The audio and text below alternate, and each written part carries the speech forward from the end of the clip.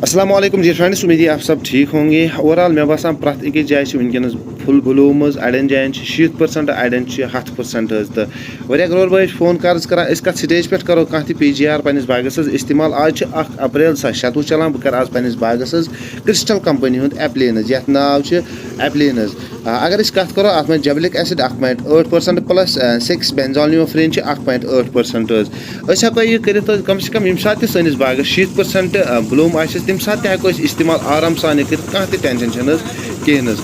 बे हेको कर 100% अगर ब्लूम सैनिस बागस तथ पे हेको कर।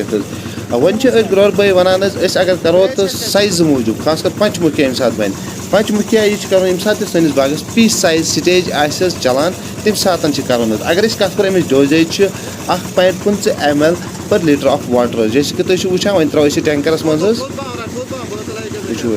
यह 200 ml पैक अत पैक लीटर 200 ml पैक अत डोजेज 1.15 ml पर लीटर ऑफ वाटर। अगर कत करो अम सत खास कर सोन फ्रूट अत ग इम्प्रूव फ्रूट शेप यह बनान वारिया असल बे फ्रूट साइज तक इनक्रीज जैसे कि तुम ऑलरेडी पाए इम्प्रूव फ्रूट फिनिशिंग तक वारिया असल ग बह कर ये स्टेज पे तुम वो अड़न जायन 70% ब्लूम गोमुत अड़न जायन 100% ब्लूम गोमुत। वनकस कर बह स्प्रे ये पे क्या यह कर मे मदद फ्रूट सेटिंग मज बे कर खास कर साइज तनकस बनाई तूतः बनाई साइज कि अलबत्ता बनाई कि ना खास कर साइज बना यम सात पीस साइज स्टेज सैनिस बागस चलान तम सात अगर करो अथी डोज पे इस्तेमाल हत मज 100% रिजल्ट elongation असल सैनिस फ्रूटस पंचमुखिया सैनिस फ्रूटस असल अम सत स्किन बे खास कर रेस्ट वगैरह सैनिस फ्रूटस टोटली कहें। अगर वीडियो पसंद हो लाइक शेयर सब्सक्राइब करो जरूर। मिलो नेक्स्ट वीडियो में दियो इजाजत। अल्लाह हाफिज।